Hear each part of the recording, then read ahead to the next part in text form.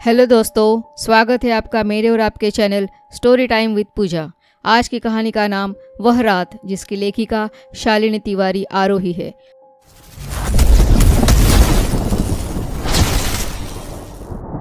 और दोस्तों, आप हमारे चैनल स्टोरी टाइम विद पूजा को सब्सक्राइब करिए एंड सब्सक्राइब बटन के बाजू में जो बेल आइकन है प्रेस करके ऑल पे क्लिक करिए ताकि हमारी वीडियो की नोटिफिकेशन आपको तुरंत मिल सके। चलिए शुरू करते हैं हम कहानी। हॉस्टल वार्डन 3 दिनों के अवकाश पर थी। छात्रावास में ही कुछ ही दूरी पर शिक्षकों के आवास में रह रही अनुभवी शिक्षिका से रात्रि को छात्रावास में ही ठहरने का आग्रह किया गया, जिसे एक जिम्मेदार और कर्मनिष्ठ की भांति सहजता से स्वीकार कर लिया। रात को सभी छात्राओं ने भोजनालय में भोजन किया। भोजनोपरांत सभी अपने अपने कक्ष में चली गई। सभी शिक्षक शिक्षिकाएं भी अपने अपने आवास पर लौट गए। कुछ महिला कर्मचारियों के साथ उपरोक्त शिक्षिका भी छात्रावास में थी। सभी कर्मचारियों ने यथोचित भोजनालय की साफ सफाई की। तत्पश्चात छात्रावास के सभी द्वार बंद कर ताले लगाकर उन शिक्षिका महोदया के हाथों में चाबियां देकर यथास्थान अपनी रात्रि ड्यूटी पर चली गई। हॉस्टल 3 मंजिला था। प्रत्येक मंजिल पर 2 महिलाएं रात को ड्यूटी पर होती थी।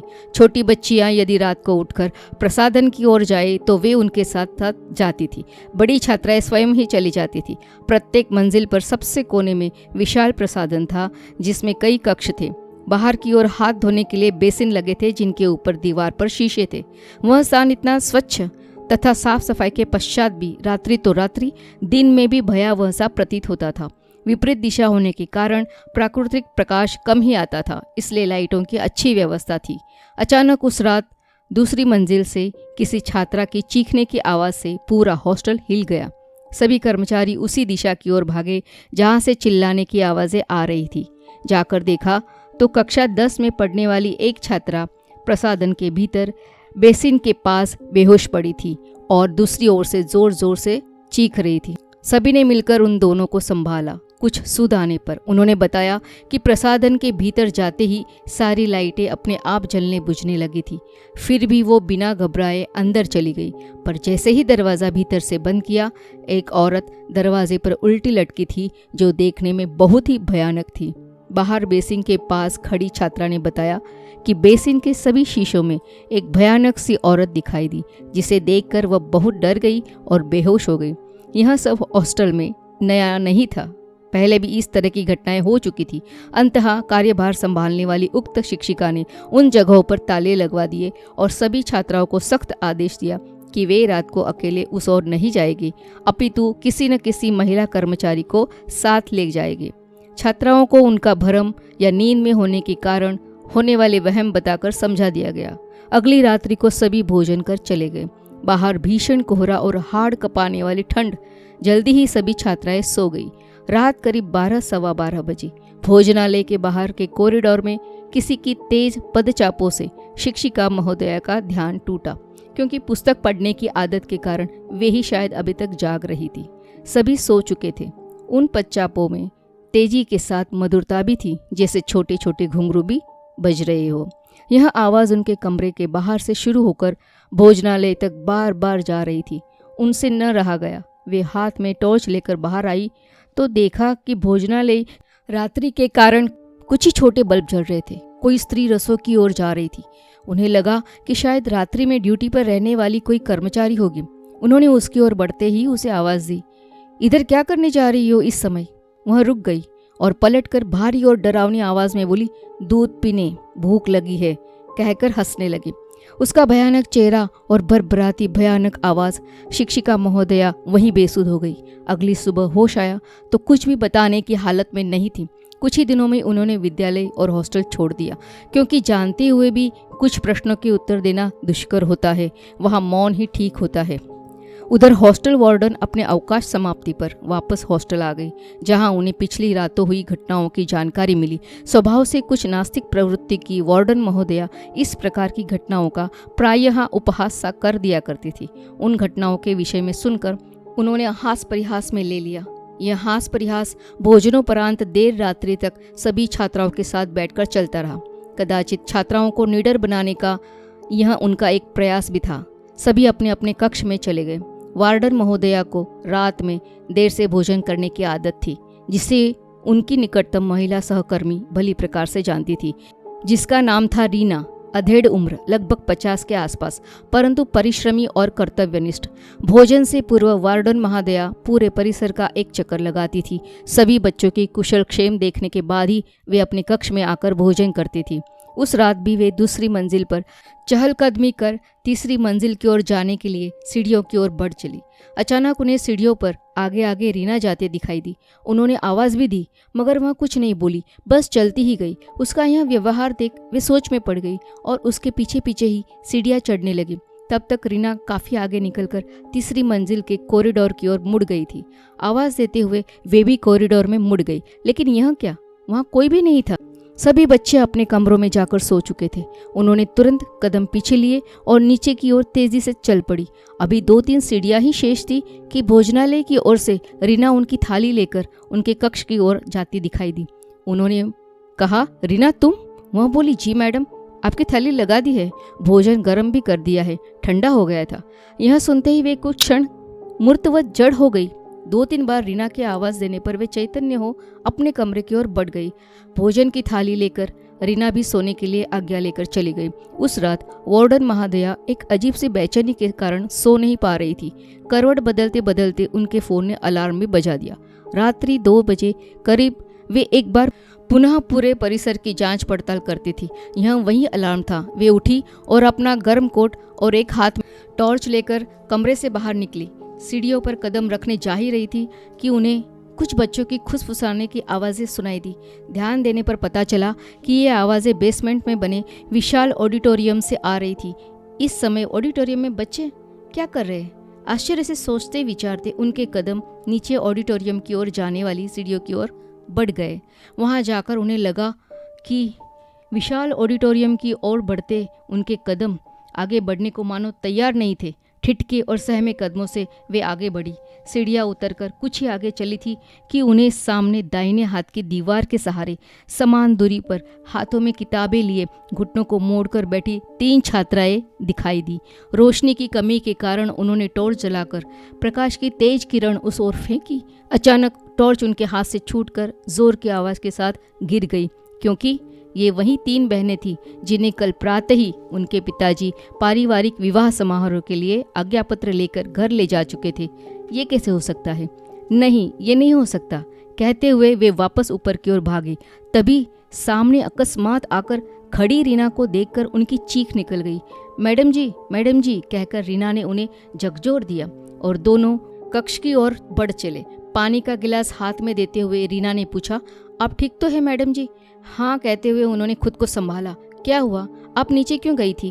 वे चुप रही, क्योंकि क्या बताती, वे स्वयं भी अनजान थी इनको और क्या के प्रश्नों से। अभी कुछ समय ही बीता था कि उन्होंने रीना से कहा कि वह जाकर सो जाए, अब वे ठीक है। रीना भी अधूरी निद्रावस्था से व्याकुल उठकर जाने लगी। अचानक दरवाज़ा खोलकर बाहर जाने निकली ही थी कि कदम ठिठक गए। मैडम ने पीछे से आवाज़ देते हुए कहा, जाते जाते दरवाज़ा बंद कर जाना। वह एक क्षण के लिए वहीं खड़ी थी। बात समाप्त होते ही पीछे मुड़ी, भयानक चेहरा, विकृत हास्य और भरभराती आवाज़ में बोली, अब रात को बाहर मत निकलना मैडम जी। कहकर दरवाज़ा बंद हो गया और भयानक हंसी पूरे कॉरिडोर में गूंज गई। वार्डन महोदया अपने बिस्तर पर जड़ सी हो गई। कुछ भी समझ नहीं आ रहा था। एक बार विचार आया कि बाहर जाकर सामने कुछ ही दूरी पर रहने वाली शिक्षिकाओं के पास चली जाए, परंतु चर्चा का विषय न बनना ही ठीक समझा। किसी तरह अपने हृदय को कठोर कर सोने का प्रयास करने लगी। कुछ ही घंटों में सुबह हो जाएगी, यह सोचकर मन को ढाढ़स बंधाने लगी। अभी आंखें बंद कर लेटी ही थी कि फ़ोन की घंटी ने पूरे वातावरण को अशांत कर दिया। वे जैसे ही फ़ोन उठाने को हाथ बढ़ा ही रही थी कि वह चुप हो गया और वे पुनः अपने कंबल की ओर मुड़ी। अचानक फ़ोन की घंटी दोबारा बज उठी। रात्रि के करीब 2:30 बजे का समय। घड़ी भी मानो भयभीत होकर धीरे धीरे आगे बढ़ रही थी। गहराते सन्नाटे को चीरती फ़ोन की घंटी की आवाज़। वे घबराहट में कुछ भी समझ न सके। इस समय किसका फ़ोन होगा? कुछ समझ पाती कि उनके हाथ से अनायासी फ़ोन उठ गया। उधर से एक जानी पहचानी आवाज़, मैडम मैडम आप जल्दी यहाँ आ जाइए। घबराहट के कारण आवाज़ भी स्पष्ट नहीं थी। कौन बोल रहा है? मैं अनीता मैडम, मुझे बहुत डर लग रहा है। अनीता एक महिला शिक्षिका जो शिक्षक आवास में रहती थी, अविवाहित और अकेली। यह उसी की आवाज़ थी। मैडम, कोई बहुत देर से दरवाज़ा खटखटा रहा है, मैडम मैडम। और एक चीख, और उधर से फ़ोन कट गया। और इधर वार्डन को कुछ समझ नहीं आ रहा था। उन्होंने दोबारा फ़ोन मिलाया। मैडम मैडम, कोई खिड़की से अंदर आ गया है, मैं बाथरूम में छुपी हुई हूँ, मुझे बचा लीजिए मैडम। साथ वाले घर में रहने वाले सर को आवाज़ दो। अनीता, अनीता, तुम सुन रही हो ना? यहाँ कोई नहीं है, सब घर चले गए, कल छुट्टी है। वह फुट फुट कर रो पड़ी। तुम रुको, मैं कुछ करती हूँ। अनीता, अनीता। और फ़ोन कट गया। तभी कमरे के बाहर किसी की चीखने की आवाज़ आई। उनके हाथों से फ़ोन छूटकर ज़मीन पर गिर गया। कौन है, कौन है बाहर? वे ज़ोर से चीखी, लेकिन उनकी चीख उनकी घबराहट से ज़्यादा नहीं थी। भय और संदेह ने उनकी आवाज़ को भी दबा दिया था। अब क्या करूं? उन्होंने एक बार फिर खुद को संभाला। अपनी टॉर्च ढूंढ ही रही थी कि उन्हें याद आया वो तो बेसमेंट में ही गिर गई थी। तभी उनकी नज़र सामने रखी मोमबत्ती पर पड़ी। उन्होंने मोमबत्ती जलाने के लिए तीली जलाई। 1, 2, 3 तीलियाँ। हाथ कांपने के कारण माचिस भी नहीं जल रही थी। केवल एक ही तीली बची थी, आखिरी, वह जल पड़ी। झट मोमबत्ती जलाकर वे धीरे धीरे दरवाजे की ओर बढ़ी। दरवाजे पर कान लगाकर बाहर की आहट लेने की कोशिश की। तभी किसी ने उनके दूसरे कान के बहुत ही करीब आकर धीरे से कहा, क्या हुआ मैडम जी? वे चौंक गई और चीखते हुए दरवाजे से बाहर निकल आई। उनके कमरे से एक भयानक हंसी उनके कानों को अभी भी स्पष्ट सुनाई दे रही थी। भागते हुए अचानक वे किसी चीज से टकराई और जोर से चीख के साथ गिर पड़ी। कॉरिडोर की लाइटें बंद हो गई। घुप अंधेरा। वो क्या था जिससे टकराकर वे गिरी? लाइटें अपने आप कैसे बंद हो गई? और अनीता, उसका क्या हो गया? इतने घने अंधकार में कुछ भी देख पाना मुश्किल था। ऐसे में वह चीज़ जो अब भी उनके पास ही थी, इससे पहले कि वे कुछ समझ पाती, सारी लाइटें जलने और तेजी से बुझने लगी। उस रोशनी में ही उनकी नज़र उस मानव आकृति पर पड़ी जो पास ही थी। ये तो रीना थी। उन्होंने उसे आवाज़ देकर उठाने की चेष्टा की, परंतु वह नहीं उठी। तभी उस भयंकर वातावरण को और भी भयानक बनाती एक भरभराती आवाज़ कॉरिडोर में गूंजने लगी। उन्होंने कुछ ही दूर सीढ़ियों की ओर देखा। एक अनदेखी अनजानी सी लड़की, जिसका चेहरा उसके खुले बालों से पूरी तरह छुपा हुआ था, धीरे धीरे सीढ़ियाँ उतरते हुए उनकी ओर बढ़ रही थी। मगर वह हाथों के बल चल रही थी। वह भी उल्टा। उसके हाथ जिस भी जगह पड़ते जा रहे थे, रक्त रंजित निशान छोड़ते जा रहे थे। यह भयानक दृश्य देख वह तुरंत उठी और हॉस्टल के मुख्य द्वार की चाबी लेने के लिए एक बार फिर अपने कमरे की ओर दौड़ी। एक बार फिर उस कमरे में जाने के अतिरिक्त और कोई रास्ता नहीं था, क्योंकि सारे दरवाजे बंद कर रात्रि को चाबियां वे अपने ही कमरे में रखकर सोती थी। अचानक कमरे तक पहुंचते ही वह दरवाज़ा जोर की चरमराहट के साथ खुल गया। अपने आप वे जल्दी से अंदर गई और दरवाज़ा बंद हो गया अपने आप। उन्होंने बिना देर किए इधर उधर देखे बिना ही कहीं भी नहीं मिल रही थी। चाबियां ढूंढना शुरू कर दिया। तकिए के नीचे, गद्दों के नीचे, कहीं भी नहीं मिल रही थी। उनकी सांसें तेज हो गई, धड़कनें और बढ़ गई। वे हर तरफ चाबियां तलाश कर रही थी कि तभी उनकी नज़र जमीन पर पड़े चाबियों के गुच्छे पर पड़ी, जो पलंग के पास ही पड़ा था।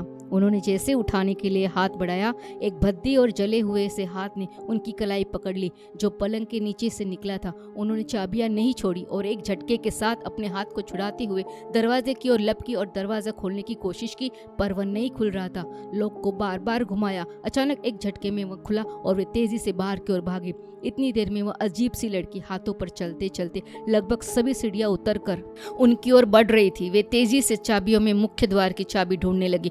पहली चाबी लगाने की कोशिश विफल रही, दूसरी कोशिश भी। वह नजदीक ही आती जा रही थी। अचानक तीसरी कोशिश में दरवाजा खुल गया। इससे पहले कि वे कुछ और सोचती, अनीता की आवाज़ उनके कानों में गूंज गई। वे शिक्षक आवास की ओर दौड़ी। इतना अंधेरा, कुछ भी समझ में नहीं आ रहा था। उस पर बाहर परिसर में लगे वृक्ष और पौधे, तेज हवाएं, कभी दाहिनी ओर से किसी के निकलने का एहसास तो कभी बाईं ओर से किसी की आहट। मगर वे आगे बढ़ती रही। मौसम भी बदल रहा था। तेज हवाओं के साथ कुछ बूंदें गिरने लगी। वे आवास पर पहुंचने ही वाली थी कि बादलों में कड़कड़ाती बिजली की तेज रोशनी में एक प्रतिबिंब सामने खड़ा था। उनकी चीख निकल गई, जिससे पूरा परिसर कांप उठा।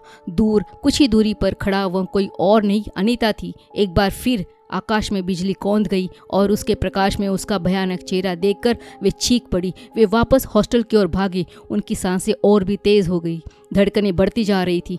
कदम भी आगे बढ़ने को तैयार नहीं थे, फिर भी खुद को संभालते हुए वे भागी जा रही थी। पीछे पलटकर देखने की हिम्मत भी नहीं थी। आगे बढ़ने का हौसला भी दम तोड़ रहा था। अब क्या करे, कुछ भी समझ से परे था। अब क्या होगा? बढ़ती जा रही धड़कनों को संभालते हुए, सांसों को थामे वे बस भागती जा रही थी। आगे कुछ भी स्पष्ट दिखाई नहीं दे रहा था। फिर भी किसी तरह जीवन की लालसा उनकी इच्छा शक्ति को प्रबलता दे रही थी।